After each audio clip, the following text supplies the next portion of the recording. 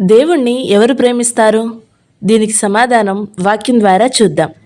మొదటిగా ఆయన ఆజ్ఞలను గైకొనిన వారు మాత్రమే దేవుణ్ణి ప్రేమిస్తారు. దీనిని మనం 1 యోహాను 5వ అధ్యాయం 3వ వచనంలో చూస్తాము. రెండవదిగా తన సహోదరుని ప్రేమించువారు మాత్రమే దేవుణ్ణి ప్రేమిస్తారు. మనము మన సహోదరుని ద్వేషించి దేవుణ్ణి ప్రేమించాము అంటే అది అబద్ధమే అవుతుంది. దీనిని మనం 1 యోహాను 4వ అధ్యాయం 21వ వచనంలో చూస్తాము. మూడవదిగా చెడ్డదానిని పలకకుండా తన నాలుకను, కపటపు మాటలు చెప్పకుండా తన పెదవులను దాచుకునేవాడు మాత్రమే దేవుణ్ణి ప్రేమిస్తారు. మనకిష్టం వచ్చినట్టు అబద్ధాలు ఆడకుండా దేవుణ్ణి న్యాయంగా ప్రేమించాలి. దేవుడు చెప్పిన మాటల్ని న్యాయంగా పాటించాలి. అప్పుడే మనము దేవుణ్ణి ప్రేమించగలుగుతాము. దీనిని మనం 1 పేతురు 3వ అధ్యాయం 10వ వచనంలో చూస్తాము. దేవుణ్ణి మనం పూర్ణ హృదయంతో, పూర్ణ ఆత్మతో, పూర్ణ మనస్సుతో ఆయన్ని ధ్యానిస్తూ ఆయన ఆజ్ఞలను గైకుంటే ఆయనను మనం ప్రేమించిన వారం అవుతాము. ఆమేన్.